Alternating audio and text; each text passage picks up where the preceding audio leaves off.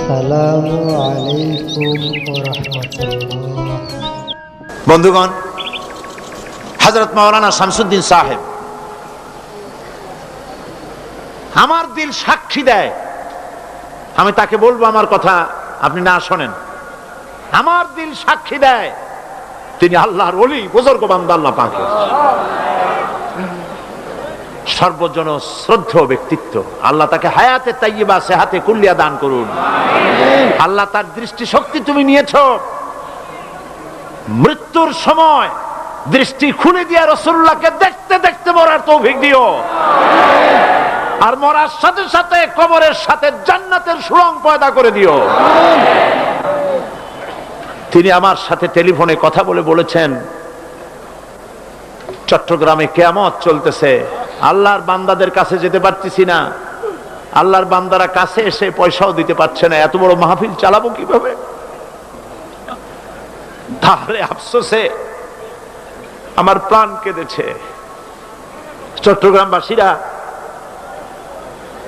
শুরুতে যে কথা বলেছি, একদম শুরুতে সেই কথাটা আরেকবার স্মরণ করাই। আল্লাহর কসম, তাফসীরুল কোরআন মাহফিল জামাত শিবিরের একক সম্পদ নয়, মুসলমানদের সম্পদ, গোটা মুসলিম উম্মতের সম্পদ। এই বরকতপূর্ণ মুবারক মাহফিল আমার মনে পড়ে জামিউল আজহার, কায়রো, মিশর, সেখানকার একজন ওস্তাদ, বিশ্ববিখ্যাত জামে আজহারের ওস্তাদ, প্যারেড ময়দানে বক্তৃতা করে বলেছিলেন, প্রায় 60 ঊর্ধ্ব বয়স তার, বিলো 70। তিনি বক্তৃতা করতে গিয়ে সেই ওস্তাদ, হাদিসের ওস্তাদ, বিশ্ববিখ্যাত বিশ্ববিদ্যালয়, তিনি বলেছিলেন, কোরআন শরীফের এত বড় তাফসীরের মাহফিল আমি জীবনে পৃথিবীর কোথাও দেখি নাই। আপনারা বিশ্বাস করুন, সমগ্র বিশ্বে কোরআনের এত বড় তাফসীরের মাহফিল সারা দুনিয়ায় নাই। এই মাহফিলে যারা বাধা দিল, আল্লাহ তুমি তাদেরকে হেদায়েত দান করো, তুমি তাদের সুমতি দান করো, সে যেই হোক হেদায়েত দান করো। এই মাহফিল আয়োজনে অনেক খরচ আপনারা জানেন, এবং আমি জানি আল্লাহ পাক আমাদের ভাই মাওলানা কোনোদিন আমাকে বলেন নাই মাহফিলের শেষে যে আমি ঋণগ্রস্ত থেকে গেছি, কিন্তু উৎকণ্ঠা, মানুষ হিসাবে উৎকণ্ঠা থাকি, কেমনে চালাবো, এগুলি সব বাকিতে করা হয়েছে। আমি আপনাদেরকে বলবো, প্রতি বছরের ন্যায় এই মুবারক মাহফিলে উনি যদি দৃষ্টিশক্তি ভালো থাকতো, আপনাদের বাড়ি বাড়ি যেতেন। ওনাকে কি কষ্ট দেবেন আপনারা? আপনাদের বাড়ি বাড়ি উনি যেতে পারবেন? আপনারা এসে ওনার হাতে তুলে দিবেন, দিবেন কি না? আর সবাই তো হাতে দেওয়া সম্ভব নয়। বড় লোকেরা, বিশাল বিশাল ধনী ব্যক্তিরা চট্টগ্রাম তাফসীরুল কোরআন মাহফিলের জন্য সাহায্য করুন। এ মাহফিল চলবে, এ মাহফিল চলবে ইনশাআল্লাহ। প্যারেড ময়দানে 144 ধারা দেওয়া হয়েছে 17 দিনের। পৃথিবীর ইতিহাসে এত বড় 144 ধারা কোন দেশে কখনো হয়েছে বলে অন্তত আমার জানা নাই। যারা কোরআনের মাহফিল 144 ধারা দিলেন অন্যায় ভাবে, আল্লাহ যদি তাদের জন্য জান্নাতের চতুর্দিকে 144 ধারা দিয়ে দেন, আল্লাহ মাফ করুন, আল্লাহ মাফ করুন, আল্লাহ মাফ করুন, বলেন আমিন।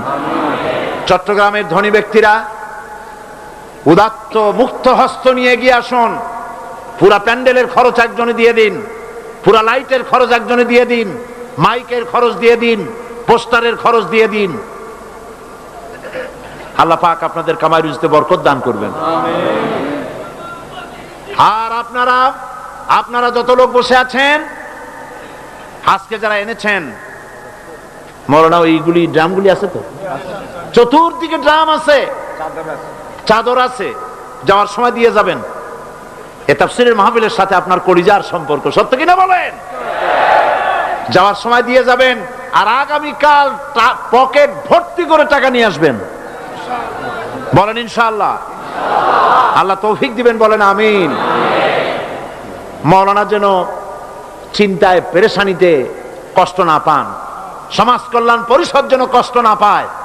আল্লাহ তুমি গায়েব থেকে মদত দান করো, বলি আমিন। আর চট্টগ্রাম তাফসীরুল কোরআন মাহফিল হচ্ছে ইসলামী বই মেলার শ্রেষ্ঠ বই মেলা। এত বড় ইসলামী বই মেলা বাংলাদেশের কোথাও হয় না। বামপন্থীরা খালি খালি খেপছে, কলজে আগুন লেগে গেছে। এত মানুষ হেদায়েত হয়, শয়তান চিন্তা করে তাহলে বাইসে থেকে লাভ কি? আল্লাহ হেদায়েত করুক, বলেন আমিন। যাওয়ার সময় বইগুলি দোকান ঘুরে ঘুরে যাবেন।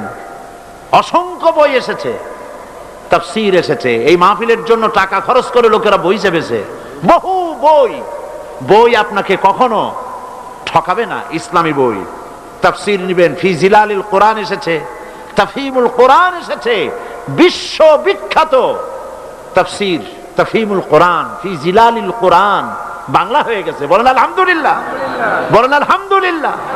প্রাণ ভরে কিনবেন আপনারা, আল্লাহ তৌফিক দিন, কোন আমিন। আর 2000 সনে আমার হজ করার কোনো নিয়ত ছিল না।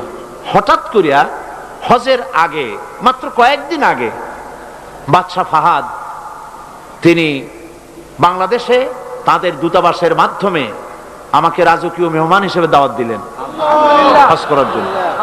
তো হজ করতে গিয়ে মিনায় সে দেশের সব থেকে বড় বড় ওলামাদের সাথে দেখা হওয়ার তৌফিক হলো।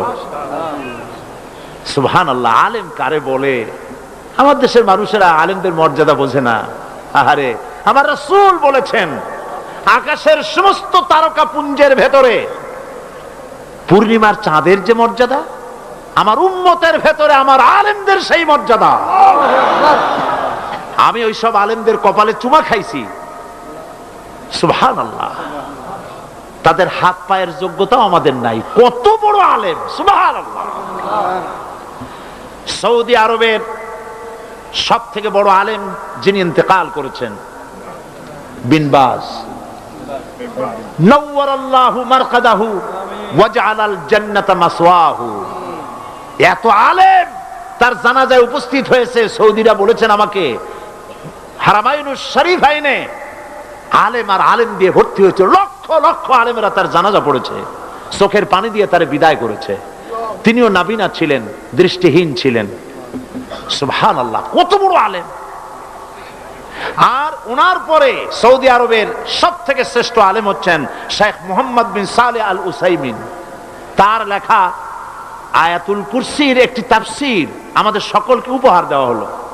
বইটি পেয়ে আমি পড়লাম, দারুণ ভালো লাগলো। এবং আমি মনে করলাম যে শেখ মুহাম্মদ বিন সালেহ আল উসাইমিনের আয়াতুল কুরসির এই তাফসীর বাংলা ভাষী এর থেকে লাভবান হোক। এটাকে বাংলা করানো হলো, আমি এডিট করেছি, অনুবাদ করেছে আরেকজন। অনুবাদের সময় তো আমার হাতে নাই। এই আয়াত তাফসীর আয়াতুল কুরসি সমস্ত লাইব্রেরিতে আছে।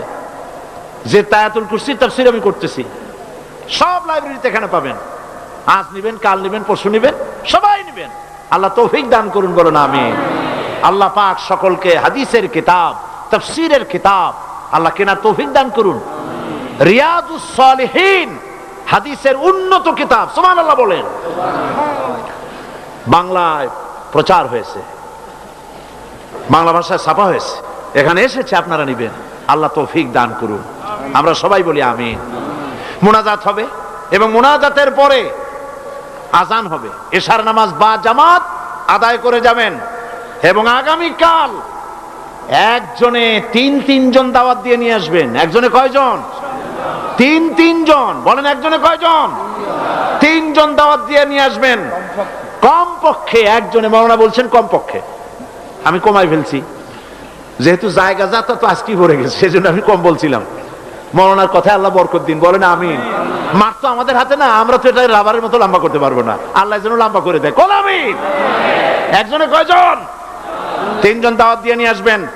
আর আয়াতুল কুরসি পড়িয়া বাসে উঠবেন, গাড়িতে উঠবেন, যাতে ভূত প্রেত তার জেনে আসর করতে না পারে। মনে থাকবে, আল্লাহর উপরে ভরসা করে উঠবেন। আর গোয়েন্দা বিভাগ পুলিশ প্রশাসনকে আবার বলি, আমরা জানতে পেরেছি রাস্তার মোড়ে মোড়ে বাধা দেওয়া হয়। আপনারা যে গুনাহ করেছেন বাধা দিয়ে, তাফসীরের মাহফিল 144 দিয়ে, এর কাফারা আদায়ের জন্য রাস্তার মোড়ে মোড়ে ওই সব ছেলেদেরকে আপনারা ঠেকান, যাতে কোরআন শুনতে কোনো মানুষের বাধার সৃষ্টি না হয়। হতে পারে এই খেদমতের কারণে আল্লাহ পাক আপনাদের ওই গুনাহ মাফ করে দিবেন। মোনাজাতের পর আজান, আজানের পরে বা জামাত ইশা।